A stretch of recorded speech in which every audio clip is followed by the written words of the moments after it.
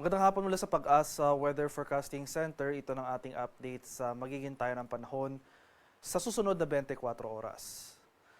Makikita natin dito sa ating latest satellite images sa patuloy nga nating minomonitor itong bagyo na nasa labas ng ating PAR.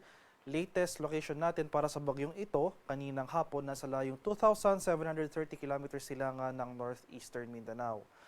Isa itong tropical storm na may international name na Sinlaku, may taglay na lakas ng hangin na malapit sa gitna na umaabot ng 85 kilometers per hour, pagbugso na umaabot ng 105 kilometers per hour. Yung movement naman nito ay almost stationary or halos hindi gumagalaw.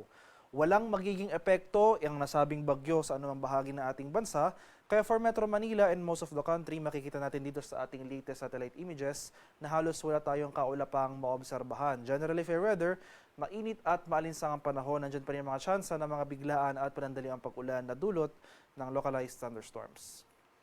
At ito naman yung ating latest tropical cyclone potential forecast.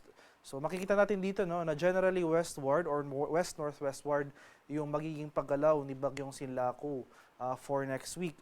Posibleng pumasok ng PAR by late next week and then magsisimula yung pag-recurve nito from April 16 to 22. So by next week, magsisimula yung recurving pattern o yung paglihis ng nasabing bagyo sa ating bansa. So mananatiling malayo, at least for now yung scenario natin, mananatiling malayo itong si Bagyong Sinlaku sa ating kapuluan. Wala itong maging epekto sa lagay ng ating panahon sa mga susunod na araw.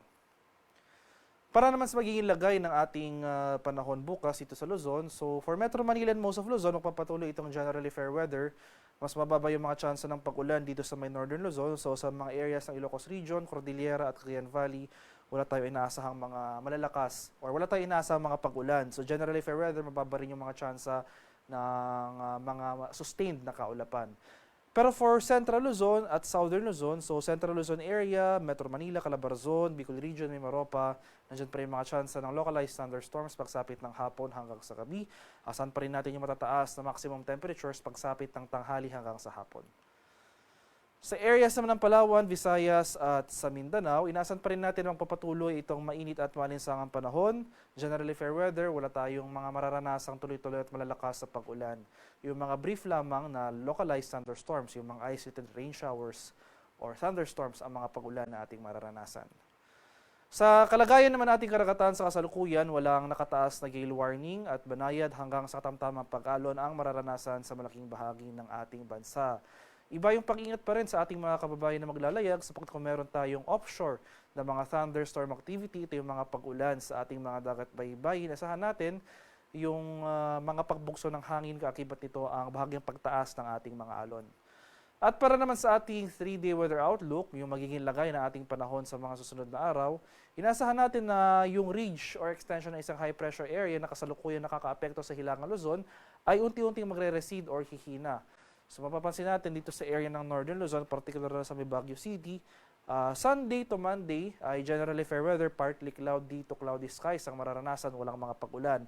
Pero pagsapit ng Martes, malaking bahagi na ng Luzon, including Northern Luzon, posible na makaranas ng mga localized thunderstorms dahil inasan nga natin yung pag-recede o yung paghina ng high pressure area dito sa area ng Northern Luzon. So as a result, mas tataas po yung ating occurrence ng thunderstorm activity.